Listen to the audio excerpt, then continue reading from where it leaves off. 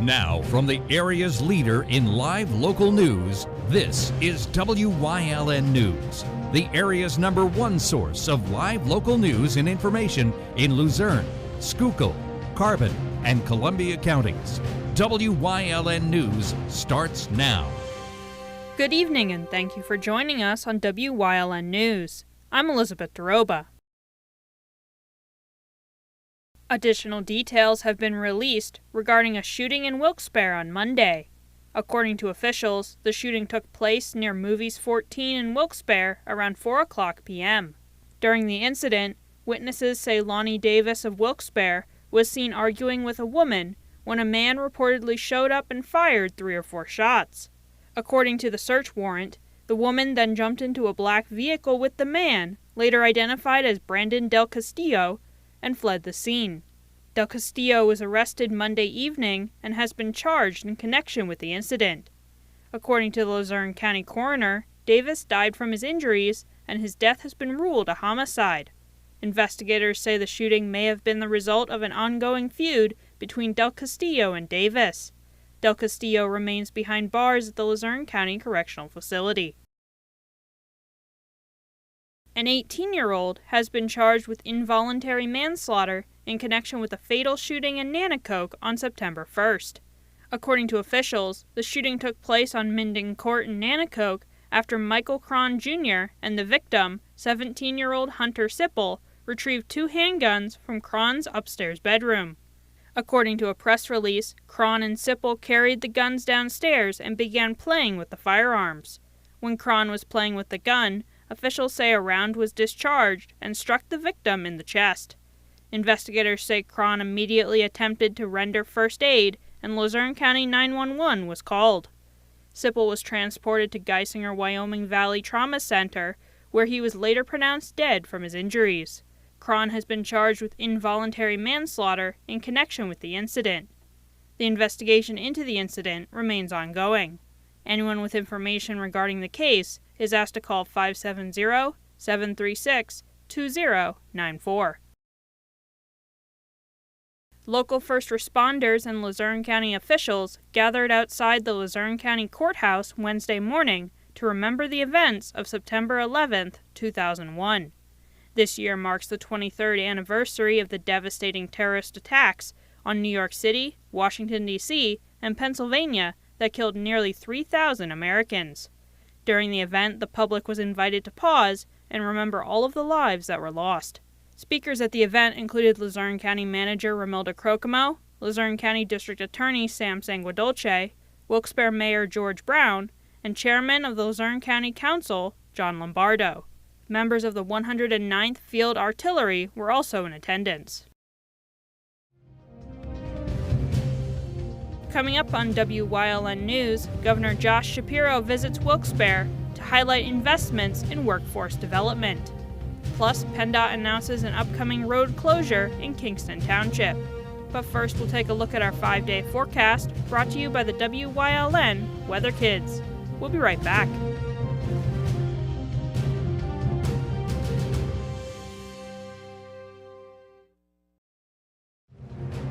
WYLN News, brought to you by Lehigh Valley Health Network Express Care. Now open on the Airport Beltway in Hazel Township. Walk-in care 365 days a year for common illness and minor injuries.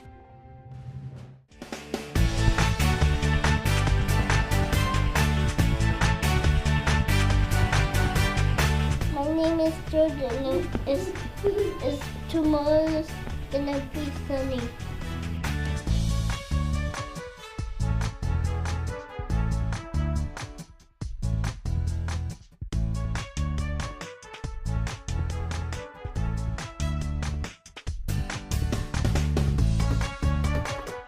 We want your child to be our WYLN Weather Kid. Your child can be our feature weather reporter of the day on WYLN News and WYLN social media posts just by using your smartphone or any video recording device. It's easy. All ages are welcome, from toddlers to teens. To find out how, go to the weather section of WYLNTV.com or look for our post about it on the WYLN News Facebook page. Submit your Weather Kid video today.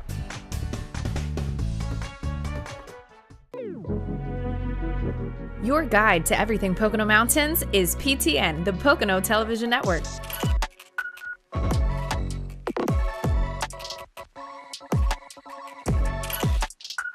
Tune in and see all the unique places to stay and things to do in the Pocono Mountains.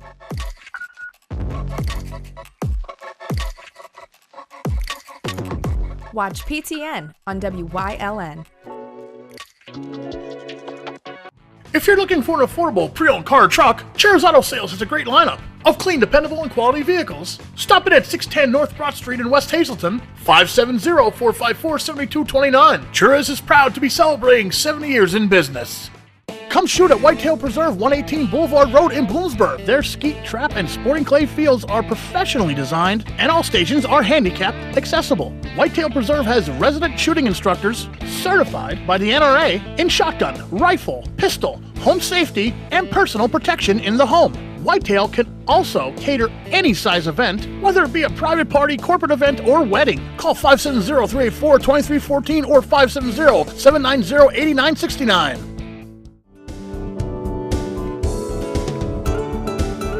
This week on Let's Talk Chiropractic, Linda Gordon, we saved her from back surgery, but then she said she had TMJ, which is pain in the jaw, can't open her mouth wide enough. Stay tuned this week to see how adjustments, laser, and then she puts heat on it, how we can help your TMJ.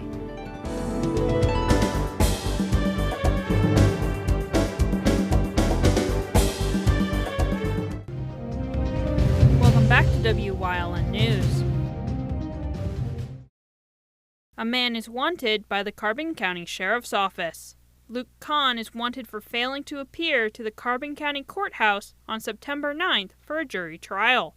Kahn faces felony robbery charges and misdemeanor charges of simple assault and defiant trespass. He is known to have ties to the Hazleton area. Anyone with information regarding Kahn's whereabouts is asked to contact the Carbon County Sheriff's Office at 570-325-2821. The public is reminded that anyone harboring or assisting Kahn may face felony charges of hindering the apprehension of a fugitive. Governor Josh Shapiro visited Smart Sheet Metal Workers Local 44 in Wilkes-Barre on Tuesday to spotlight his investments in workforce development in the Commonwealth. Local 44 recently received a grant from the Department of Community and Economic Development to upgrade its training center to provide state-of-the-art technology and training for apprentices. At the new facility, apprentices will develop skills in fields like HVAC, metal roofing, kitchen exhaust hoods, and air balancing. According to officials, Governor Josh Shapiro has secured over $60 million in VOTEC, career and technical education programs, and apprenticeships in his first two budgets. For additional information about the 2024 to 2025 budget, you can visit shapirobudget.pa.gov.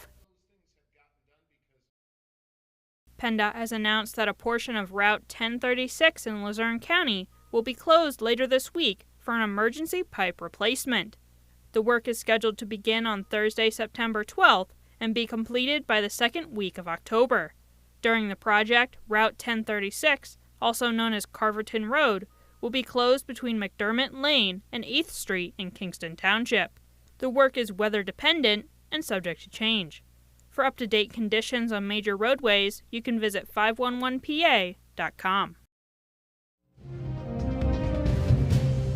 Coming up on Freeland's News Choice, Chris Fulmer leads us down the path through history with Plymouth Part 3.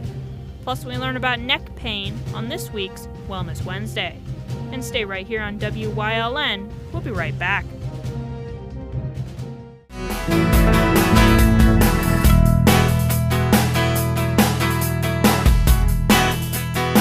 Sleepy Hollow Farms in Drums.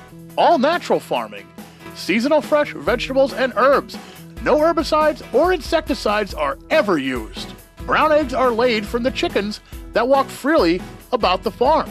Now, due to no chemical usage at Sleepy Hollow Farms, all natural dried herbs are available.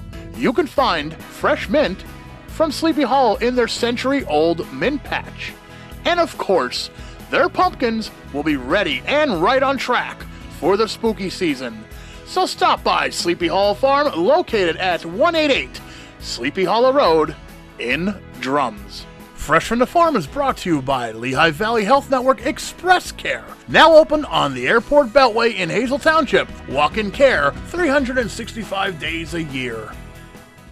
Hey, it's Justin from Grand Central, and our trained sleep professionals are here to help you sleep like never before. With an extensive line of Sealy and Stearns & Foster mattresses, we are sure to find you the right mattress at the right price. Free delivery and removal, interest-free financing for up to 60 months, and same or next day delivery on select models. And don't forget, everyday low prices. Stop in to one of our 2 locations, Route 93 in Nescopec, Or downtown Hazleton. and see why Northeast and Central Pennsylvania sleeps better with Grand Central. Do you like craft beer? Do you want to learn the right way to sample wine? How about checking out a restaurant with a unique flavor or a crazy food challenge? These are just some of the things we are featuring on Wine, Hops, and Road Stops. So, spend some time learning about great wine, great beer, and great food on WYLN TV 35.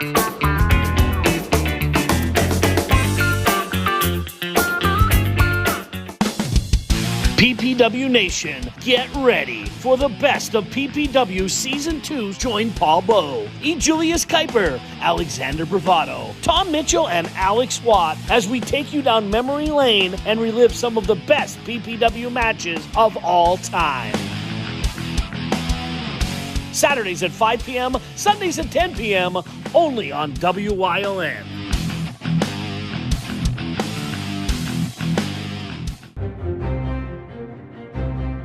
Like and follow WYLN News on Facebook for the WYLN News Midday Update, posted daily between noon and 2 p.m., powered by Lehigh Valley Health Network. When it's serious, there's only one health network with seriously innovative health institutes. Lehigh Valley Health Network, your health deserves a partner.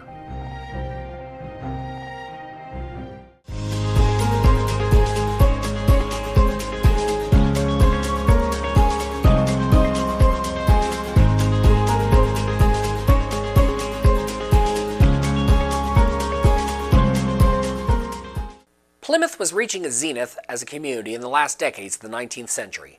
Its peace, however, would be shattered during the century's last decades and the first decade of the 20th century through several different events that would gain the sympathy of the entire nation.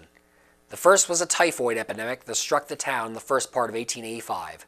It was traced afterwards to a dairy farmer who lived along Coal Creek, which fed into the town's water supply. He had caught typhoid while visiting his brother in Philadelphia the previous Christmas, and while he recuperated at home, the snow in his property became contaminated with the disease. When spring came, it melted and entered Coal Creek, and eventually the town reservoir, contaminating all the water therein. Over the course of 1885, 1,153 people were infected with typhoid, 114 of whom died, although it is likely the actual toll was higher due to unreported cases. 4 years later, a religious dispute broke out in Plymouth that would also gain national headlines. One of the 3 Catholic churches in town was St. Mary's Polish Catholic Church, which was meant to serve both Polish and Lithuanian parishioners. As both countries at the time had been absorbed into the Tsarist Russian Empire, this might have seemed logical to those who put the parish together, but both nationalities considered themselves distinct, and thus when 2 different Lithuanian priests were appointed to lead the Polish majority church, the Polish parishioners, led by saloon-keeper Martin Wilkes, revolted. The second Lithuanian priest in question, Father Alexander Burba, was blocked from using the parsonage by Polish church members. When Scranton's Bishop William O'Hara sent Father Mack of the town's St. Vincent's Irish Church to intervene, the father was turned away from the parsonage at gunpoint by the Poles. Nonplussed, Father Mack went to City Hall and obtained warrants for the rebels' arrests. In the aftermath of this standoff, the Lithuanians would form their own congregation, but what became known as the Polish-Lithuanian Church War was not over yet, as in January 1890, Martin Wilkes led a group of Polish churchgoers in barring a young Lithuanian boy from being buried in the parish cemetery at gunpoint. Wilkes was arrested for this disturbance, but once released on bail, he and several followers almost immediately dug up 2 other Lithuanian children and tossed their bodies out of the cemetery. Not content to stop there, Wilkes then confronted St. Mary's new priest, Father Zemanowski, and demanded he relinquish the keys to the parsonage and quit. Father Zemanowski, however, would not be threatened. and promptly pulled a gun on Wilkes and ordered him out. Wilkes complied, threatening to burn the building down as he left, but he was arrested again before he had the chance to do so. He would be convicted of assault and battery in April 1890 and served a year and a half in prison. The new Lithuanian church, St. Casimir's, opened to worship in December of that year, along with a new Lithuanian cemetery, and the Polish-Lithuanian Church War officially ended. 1889 would also see a terrible tragedy unfold at the town's Powell Squib Factory. Founded in 1883, it made squibs, paper straws filled with black powder that were used to blast apart coal seams in the mines. Producing the squibs was often a job for young women, and the factory could employ up to 90 of them in its manufacturing. On the morning of February 25, 1889, though, most of the factory's workforce had been furloughed due to broken machinery, and only 11 girls were at work that day. This would prove most fortuitous for those laid off when, around 1 p.m., a trio of massive explosions rocked the factory, the last one so powerful that it blew the roof clean off the building and set it completely ablaze. Although townspeople rushed to the factory to give aid, it was already too late. All 11 girls working inside, including 2 of owner John Powell's nieces, had been killed in the blast. Only the foreman, George Reese, survived the explosions, which had blown him out of the building, although he too succumbed to his injuries a few days later. An investigation concluded the explosions were likely accidental, that a live squib had been tossed accidentally into a furnace with several defective ones, which was the usual way to dispose of the latter, thus detonating all of them. A grieving community, spearheaded by Powell, would raise $500 for a monument to the explosion's victims. That monument stands today in Plymouth's Shawnee Cemetery, a silent testament to the dangers young women faced in the workplace at that time. The mines, too, remained dangerous in the late 19th century. The Gaylord mine on Cherry Street, which coincidentally was close by the Powell Squib factory, will be showing signs of imminent roof collapse in February 1894. Numerous props throughout the mine were squeezing and breaking under the pressure of the ground above. Mine management felt they could head off the problem by adding in larger and more secure timbers. And so it was on the morning of February 13th that Assistant Foreman Thomas Picton was leading 12 other miners in placing support timbers in the mine. Suddenly, without warning, the roof caved in so quickly that the miners had no chance to escape. Over 600 square yards of the mine collapsed in rapid succession. When rescuers finally reached the dead, some were found in upright positions, having tried to run for it in the final seconds of their lives. Roughly half of the victims of the Gaylord mine disaster also rest today in Shawnee Cemetery. And then, on March 2, 1982, the borough was hit by one of the most destructive floods in the recorded history of the Susquehanna Valley when temperatures abruptly rose, melting all the snow in the area. Coupled with nearly 2 inches of rain falling in less than 24 hours, the Susquehanna rose almost 31 feet above its low water mark. Streets close to the river were flooded, and railroads in town were washed out. Plymouth recovered quickly from the flood in the end, although it would be hit hard again in both 1936 and 1974. But it was not all disaster during this time in Plymouth. The Plymouth Street Railway was incorporated in May 1889 and ran the full length of the borough. It would be leased by the Wilkes-Barre and Wyoming Valley Traction Company shortly after completion, and with the opening of the Carey Street Bridge in 1895, was extended via second line across the bridge to Wilkes-Barre's Public Square. The system would extend all throughout the Susquehanna Valley into neighboring towns such as Ashley, Edwardsville, Sugar Notch, and Wyoming, and operate into the 1850s. Elsewhere in Luzerne County, textile manufacturing became a big business in Plymouth as well, with mills such as the Atwood Silk Mill and the Pioneer Knitting Mill taking root in the community. The Howell Mining Drill Company, Shawnee Box Factory, and West Lumber were among the other notable businesses that operate in the town as well as the centuries changed over.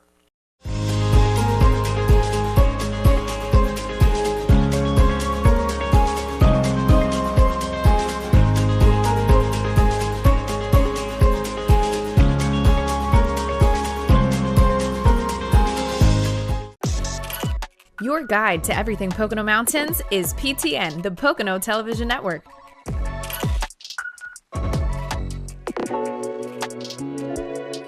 Watch PTN on WYLN. WYLN TV 35 is expanding and is on the hunt for a dynamic salesperson to join our vibrant team. If you've got the passion and the drive, we want to hear from you. Send your resume to the email displayed on your screen. Don't miss this great opportunity. SJ Kowalski is your Mitsubishi Mitsubishi Diamond Contractor. They can install a Mitsubishi electric Mr. Slim ductless heating and cooling system. Mr. Slim systems are designed to make any living space in your home inviting. You can have a different temperature control for every room in your home.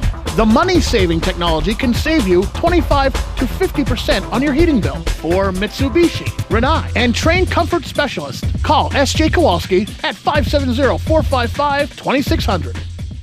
WYLN programming is online all the time. Visit our website at WYLNTV.com to check out archive shows and a live stream of our broadcasts. And don't forget to visit all of our social media pages for breaking news, weather, and sports. You can also head directly to our YouTube page for all our programming at youtube.com/WYLNTV35. Subscribe and ring that bell so you get notified every time there's a new show available online. Come shoot at Whitetail Preserve, 118 Boulevard Road in Bloomsburg. Their skeet, trap, and sporting clay fields are professionally designed, and all stations are handicapped accessible. Whitetail Preserve has resident shooting instructors certified by the NRA in shotgun, rifle, pistol, home safety, and personal protection in the home. Whitetail can also cater any size event, whether it be a private party, corporate event, or wedding. Call 570-384-2314 or 570-790-8969. Attention WYLN viewers, WYLN TV can now be seen on the Hazelton Service Electric Cablevision HD tier, channel 507, and over the air at 35.1. WYLN, we're your local network. When you see news happening in your neighborhood, call WYLN News at 570-459-1869 or email us at news@WYLNTV.com or send us a message on social media through Facebook. WYLN, we're your local network.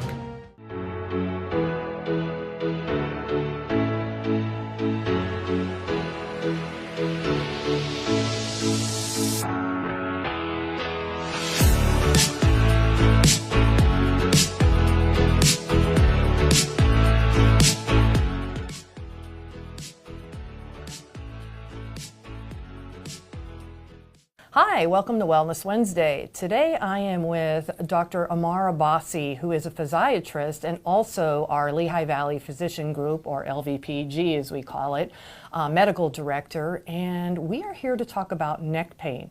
But before we get into that, doctor, tell us a little bit what a physiatrist is and what do you do?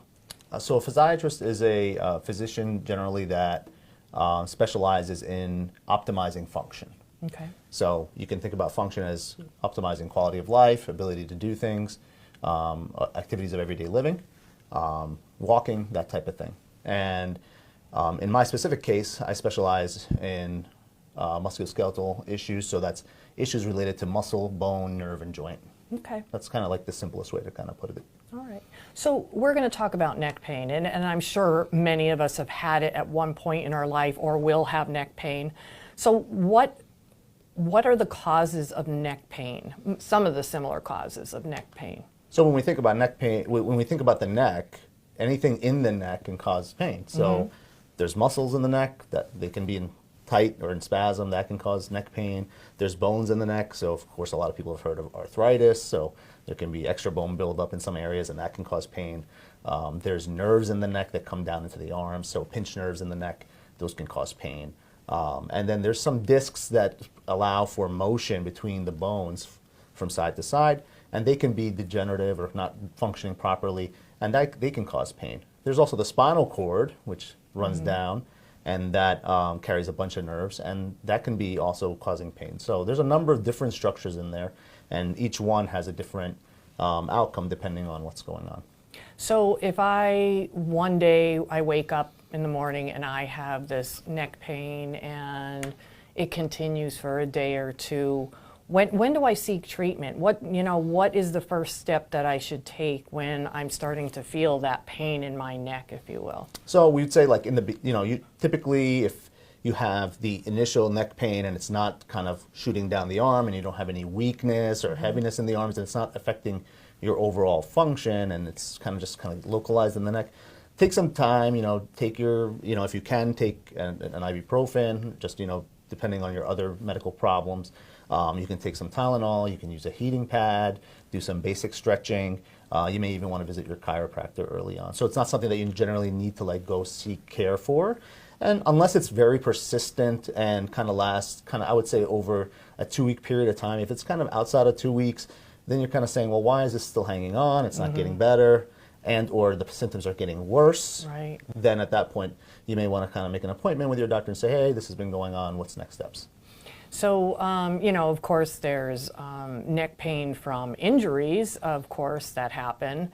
So, say, let's talk about an athlete. They get injured, and they typically go to their regular physician. Is that what happens? Like, what is the protocol for someone who has an injury and they have some neck pain? Do they go right to you as a physiatrist, or do they go to their general practitioner first? So it really depends. So when you're dealing with the neck, it could be what was the injury, because generally neck pain from an injury involving sports could involve the head.